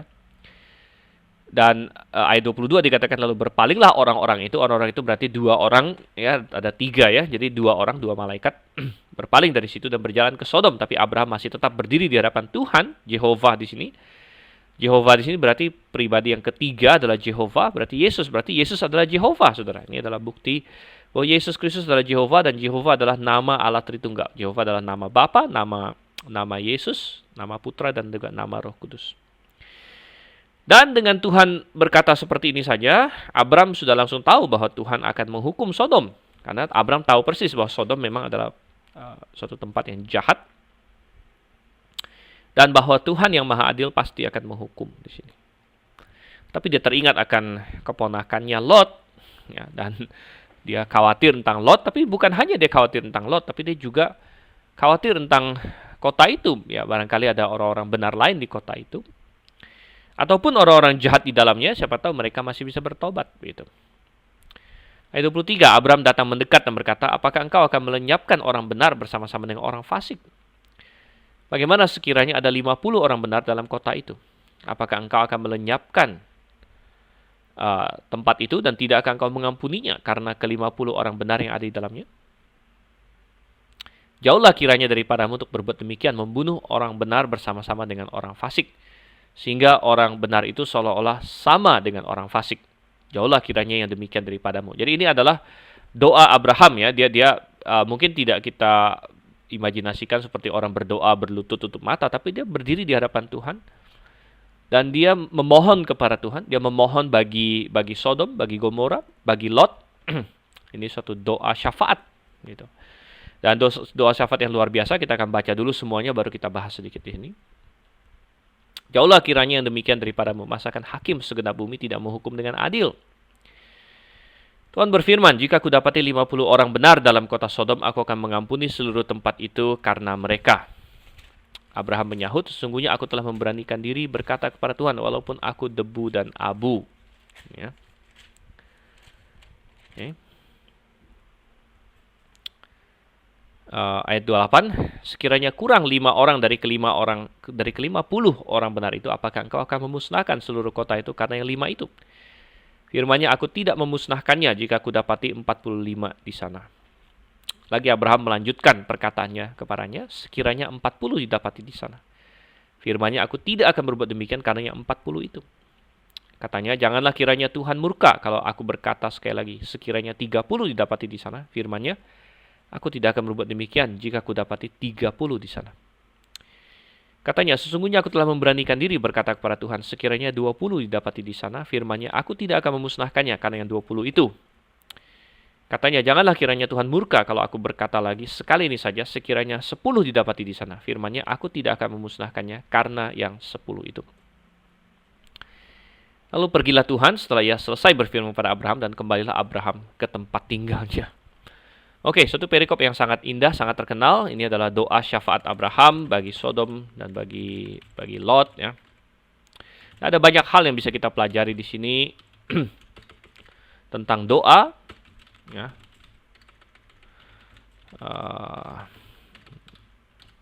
Yang pertama kita melihat ya tidak ada kesombongan, ya, tidak ada kesombongan atau suatu perasaan layak ya,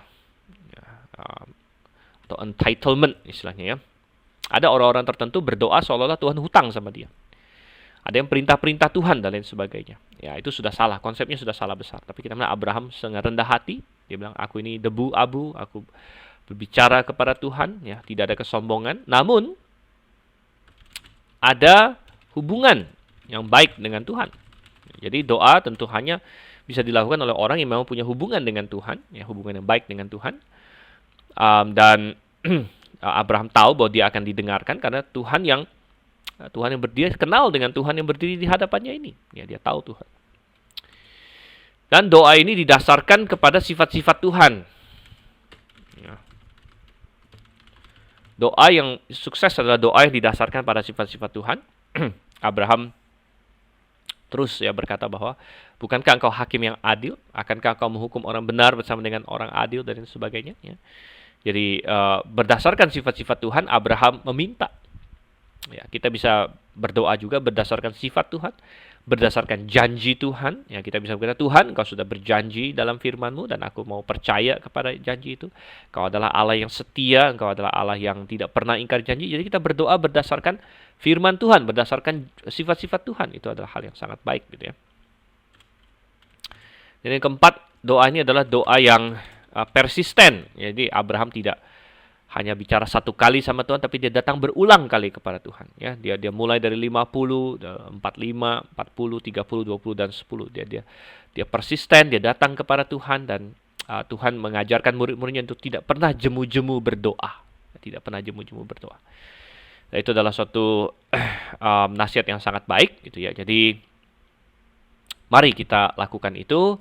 Kita mencontoh Abraham berdoa, ya. Kita galakkan doa yang alkitabiah dalam hidup kita. Oke, saya rasa kita akan stop sampai di sana hari ini. Pas, saya rasa selesai. Targetnya sampai dengan pasal 18 dan kita selesai. Ya. Oke, mari kita tutup dalam doa. Terima kasih Tuhan, Kau sertai kami kiranya. Kami belajar dari firman-Mu dan biarlah kami semakin memahaminya dan semakin bisa melakukannya dalam hidup kami. Sekali lagi kami berdoa dalam nama Yesus Kristus. Amin. Oke, sampai berjumpa. Maranatha.